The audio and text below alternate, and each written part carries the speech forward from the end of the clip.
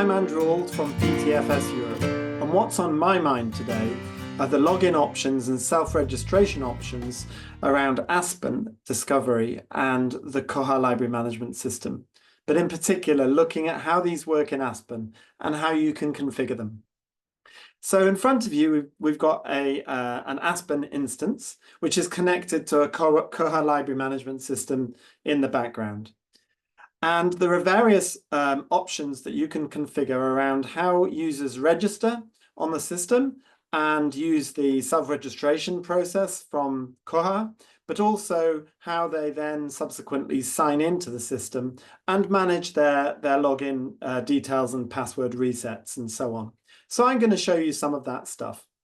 First of all, if we take a quick look at what pops up when you click the sign in button. A little dialog pops up like this and asks you for your login information. And you can configure how this is described, whether it's username and password or library card and PIN, or however you want it to be described, and how it relates to the way that your users log into the Koha system. And there are other things that they can do from this screen. For example, implement a reset my password process, which if you were to click that would kick off the reset my password process from Koha. So I'll just take a look at that. You'd be prompted to input your username and the email address that is in your Koha user record. And you would have to have an email address in the Koha user record for this to work. And then you'd click reset my PIN, and that kicks off the process of resetting your password from Koha by sending you an email and asking you to input a new password. So that's how that process works. You also have some other options here. You can configure and add some login notes for users to read when they see this pop up. And then the user can also toggle whether or not to show their password as they type it, and whether or not they want to implement a cookie that keeps them signed in for a period of time after they've signed in and remembers them in a cookie. If they don't have a library card, then this is the link that they would obviously click. And if I just click that now, it's going to show you that it takes them to a self-registration form. And this, for those familiar with the Koha process, is basically the self-registration form that's configured within Koha. And all of the fields that are in the Koha form are brought into Aspen, and the user would fill them in Aspen. Any of the required fields that are required in Koha come through as required fields here. And also, if you have any optional additional fields that you've added, then they would also come through on this form. It's pretty much self-explanatory in terms of what the user does. And that's the end of the process for them. Once they've completed this form and submitted it, it then depends on how you've got the self-registration process configured in Koha. And that's a whole separate bag of spanners that I'm not going to go into right now.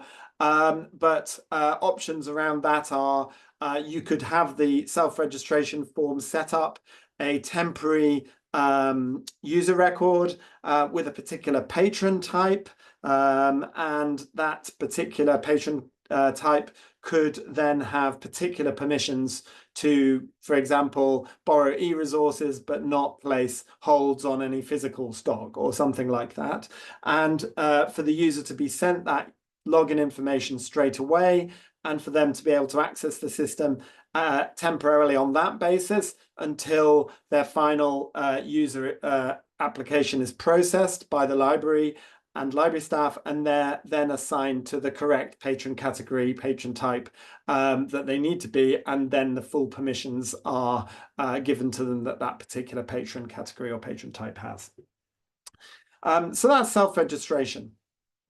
If I go and now look at how some of these options around login and self-registration are configured, I'll have to sign in as an administrator. However, just before I do that, I'm going to also show you not on this system, but on a system where you want to use single sign-on authentication to bypass this login process, you can do that. So if I just very quickly show you an example of one of our customers that is using that process. So this is Calvin College in Glasgow, and they use Aspen for their students, and they have a Microsoft authentication process for single sign-on. So if I click sign on for them, then it takes me to their Microsoft authentication login screen. They log in there, and that would complete their authentication against their system, and enable them to log in. If they came to Aspen already logged in, then it would authenticate against that login, and they would come to Aspen as a logged in user. So single sign-on is possible for Aspen, and if you're interested in that, then just contact your support company who will help you to configure that. Okay, if I just log in now as an administrator, I'm going to show you where some of these permissions are handled. So having logged in as an administrator, I now have access to all of the administration options that are available to me, given my, my administrative account's permissions. And many of these settings are permission controlled. So if you wanted these to be available to just a minimal number of users, then you can configure that in the Aspen permissions.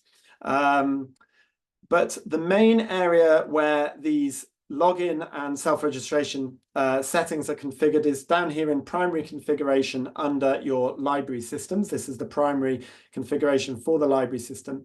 And if I go into the particular instance that we were looking at a minute ago, to the settings for that, and if I scroll down here, the main area to look at is, or main areas to look at are here under ILS/account integration. And I'm going to keep scrolling down, and we'll see some more options coming up around login and PIN and password. So, and also under self-registration. So first of all, under self-registration, just to cover that one off, enable self-registration, and here you have some options, ILS or LMS based self-registration. So that's telling it to use the form from your library management system, in this case Koha, or as an alternative you can have no self-registration possible, or you can redirect to a different self-registration URL. If you handle self-registration in a different way and out with the library management system, then you can do that by putting a redirect into that URL. And then there are some other permissions that you can set around self-registration if you want to enable those as well. If I go back to look now at the login options, first of all, you can turn the login button on and off, and you can control whether or not login is allowed for patrons of the library or not, and what the message would be if they're prevented from logging in, and also preventing people with expired cards from logging in. And then this is where you configure the labels for those username labels that pop up that I mentioned. And this is where you would configure the login notes. So you can see there's my little, here are some login notes, which I have now updated. I'll add to that. We can take a look at that in a second. Here's where you can enable the forgot password link on the login screen or disable it. And then there is an option here that relates to whether or not you want to have users be able to be sent an SMS with a forgotten barcode link to it. And it does require an integration with a third-party service called Twilio, which is one of the services for SMS messaging that can be integrated with Aspen. And it currently requires you to be using Koha and Aspen together for it to work. As we don't have that service integrated with this demo system, I can't enable that and show you how that looks. And then you can also limit logins to patrons of just this particular library library location to log in as well, and what message patrons of other library locations would see if they tried to log in. I'm just going to save those settings as I did make a change to that login message. And then whilst I'm still in here, I'm going to show you the password options and password reset options.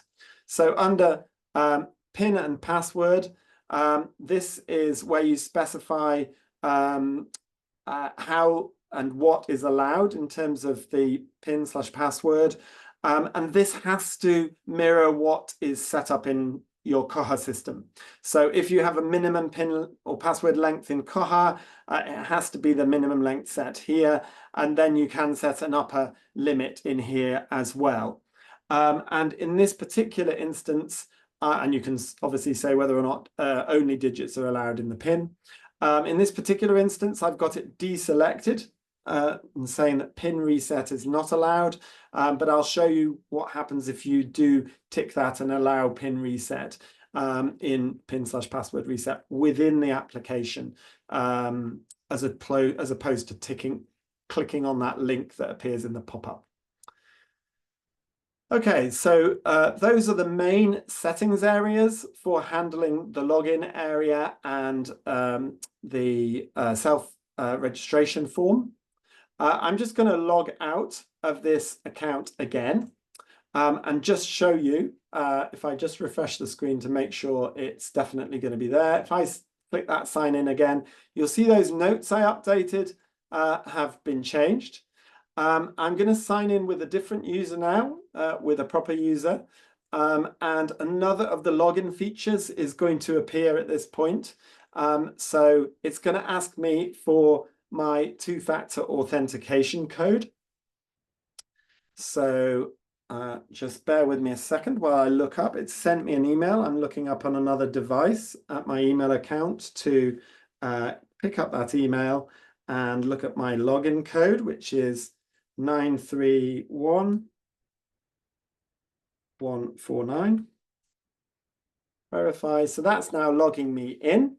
I'm now in my account, and I'll do other videos about the whole my account area and what you see and how that's administered as well. But in terms of these login controls and settings, they're mainly under the account settings area. And for example, the two-factor authentication setting is here, where I can turn off, obviously it's turned on for this user account, or turn it on if it's not turned on, and I can generate backup codes. Those of you familiar with two-factor authentication will know about the concept of having backup codes and allowing users to use backup codes. So this is where the user would administer that for themselves. Now, if I just jump onto a different system, where we've got some slightly different settings configured. So this is on the same Koha demo system, but it's a different library instance. And here, if I click on the sign in button, you'll see that there's no message there because this particular system doesn't have the message implemented. And then if I log in with this user here and sign in, and now if I look under account settings, you'll see that there aren't the same security settings link. There isn't the same security settings link here. And that's because this particular system, as you saw, didn't have multi-factor authentication implemented. So there's no place for the user to go and edit that and turn it on. And then additionally to the other system, this particular system does have that within system option of resetting the PIN. So this is where the user would reset their PIN password. And this particular system is requesting a password of exactly 9 characters long as a new password. So that's where the user could self-update their PIN password. Okay, I hope that's given you a bit of a tour of the login and self-registration options in Aspen linked to a Koha library management system and how you can administer those and how the user can work with them in their own account. I hope this has been useful to you. If you're interested in any of other of our What's on Our Mind videos as they come out every second Wednesday, then please subscribe to the YouTube channel and take a look at what else is available on the channel already. Thanks very much.